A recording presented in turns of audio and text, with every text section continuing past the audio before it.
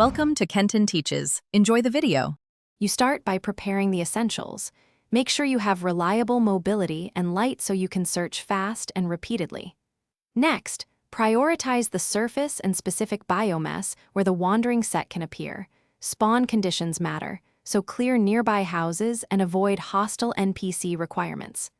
Once done, approach likely spawn zones and watch for rare vendor NPCs or special enemies that drop set pieces. This first push maximizes your chance to encounter the right source quickly. Now you move into active acquisition. Run focused loops through target areas, checking chests, vendors, and rare enemy spawns. You want quantity and repetition.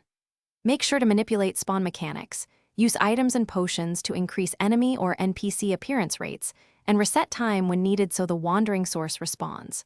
While running, stay alert for visual cues or sound effects that signal rare drops. Pick up every item and vendor stock, because a single visit can yield a missing piece. Finish by assembling the set and confirming each component fits your vanity slot. Craft where applicable, and apply dyes if desired. If a piece never appears, reevaluate spawn conditions.